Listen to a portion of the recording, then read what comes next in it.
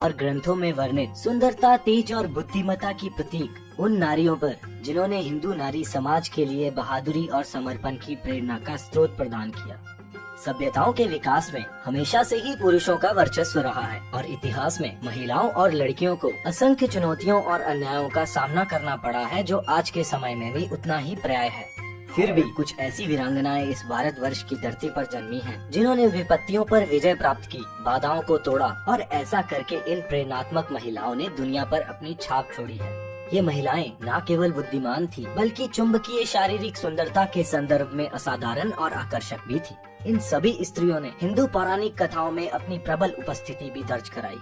Screen पर दिख रहे सब्सक्राइब बटन को दबाएं अगर आप इस श्रृंखला के आने वाले भाग भी देखना चाहते हैं।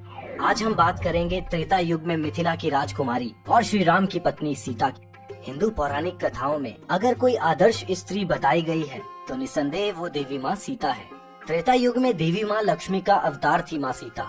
सीता ना तो भगवान द्वारा बनाई गई थी और ना ही किसी दैवीय पाठ्यक्रम से पैदा हुई थी। उनका अवतार हुआ था भगवान विष्णु के राम अवतार में उनकी अर्धांगिनी बनके उनका साथ देने के लिए।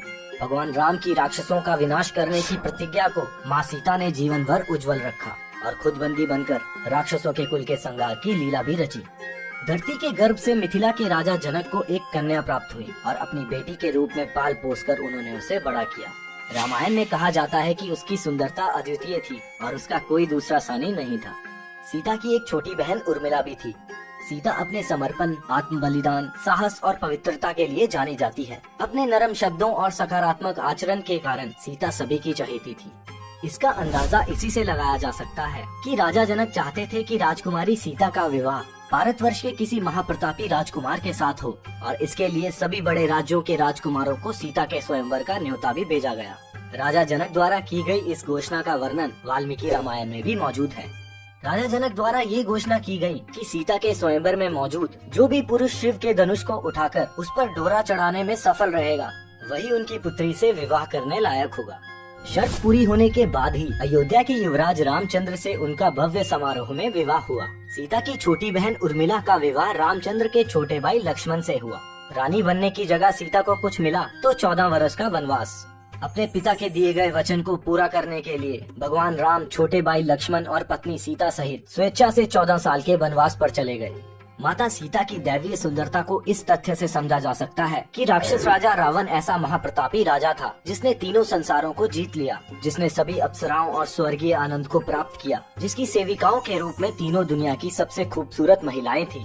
स्वरूपनखा द्वारा दिया गया विवरण सुन बेवकूफ वन रावण सीता की तलाश में गंडक के जंगलों में सीता की कुटिया तक जा पहुंचा।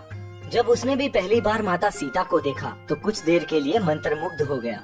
जब रावण पहली बार उन्हें देखता है तो वह उनके बालों की तुलना वज्र के साथ करता है। रावण खुद से पूछता है कि क्या वह पृथ्वी पर दूसरे चांद को देख रहा है।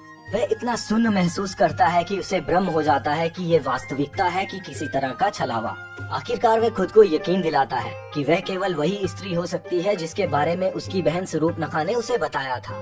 सीता के अलौकिक सौंदर्य से मोहित होकर ही रावण ने उसे बंदी बनाकर लंका ले जाने की योजना बनाई। रावण माता सीता को अपनी पटरानी बनाना चाहता था। बंधक बनकर भी भगवान राम के नाम पर जीने वाली सीता का दिल रावण कभी नहीं जीत सका। यदि रामायण में मंडोदरी की सुंदरता के विवरण का ज्यादा वर्णन नहीं मिलता तो इसके पीछे महाकाव्य में सीता की उपस्थिति है, परंतु ये केवल सीता की शारीरिक सुंदरता का वर्णन है। माता सीता की आंतरिक सुंदरता उसके शारीरिक स्वरूप से कई गुना अधिक सुंदर थी। ये वही माता सीता थी जिनको राजधर्म के नाम पर लंका से वापस अयोध्या आने पर अपनी पवित्रता साबित करने के लिए अग्नि परीक्षा तक देनी पड़ी थी।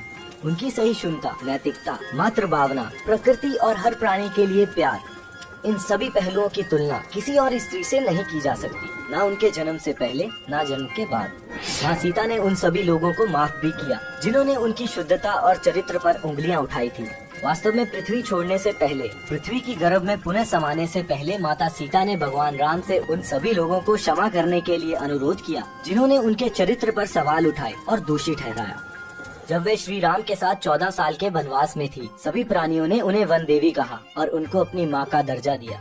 रावण के वध का कारण माता सीता ही थी। कुछ समय माता सीता ने ऋषि वाल्मीकि के आश्रम में भी बिताए।